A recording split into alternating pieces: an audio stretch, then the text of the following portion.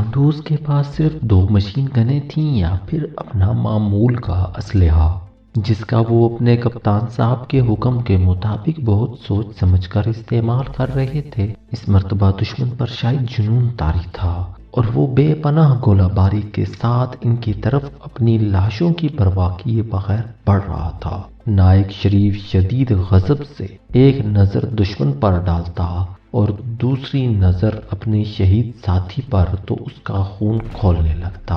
اس کی سمت سے 10-12 بھارتی مسلسل آگے بڑھ رہے تھے۔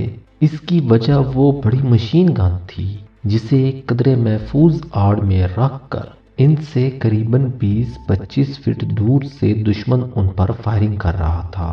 اس مشین کی مسلسل فائرنگ کا جواب نائک شریف سوائے اپنی G3 کے اور کس چیز سے دے سکتا تھا؟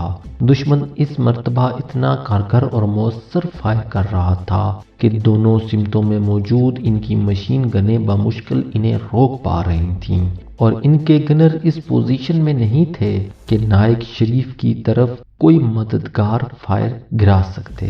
اچانک ہی اس کے دانے ہاتھ پر موجود سپاہی فوردل خان کی کراہ سنائی دی۔ شریف نے دیکھا خون کا فوارہ اس کے سینے سے اچھلا اور اس کی گردن ایک طرف ڈھلک گئی۔ اب اس سمت پر مزاحمت نہ ہونے کے برابر تھی اور نائک شریف محسوس کر رہا تھا کہ دشمن اس سمت سے ایڈوانس کر کے اوپر آ سکتا ہے۔ نائک شریف کے پیٹ پر بندھی پٹی اب خون سے سرخ ہو کر بھیگ رہی تھی۔ اس کے لیے زیادہ دیر تک ایک ہی پوزیشن میں رہ کر فائرنگ کرنا بھی ممکن نہیں رہا تھا اور اب یہ احساس بھی اس کی جان کو آنے لگا تھا کہ دشمن اس کی سمت سے آگے بڑھ کر ضرور پوسٹ تک پہنچ جائے گا، کیونکہ زیادہ دیر تک اس کے لیے فائر کرنا بھی ممکن نہیں تھا۔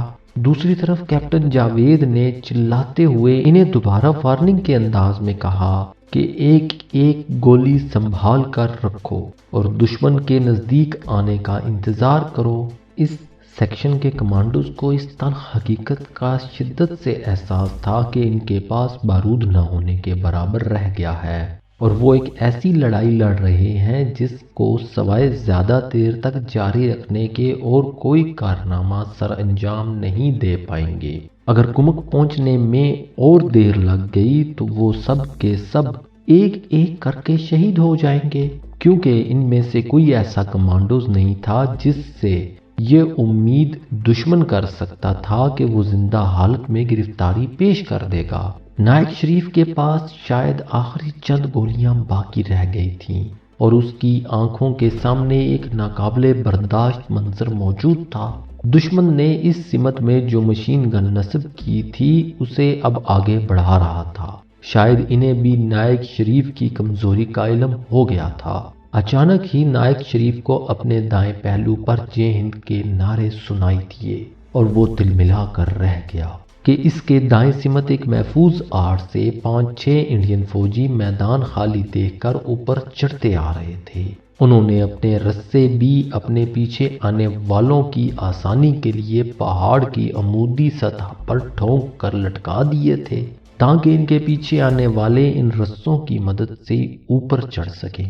شاید یہ ایڈوانس فوج کا ہراول دستہ تھا۔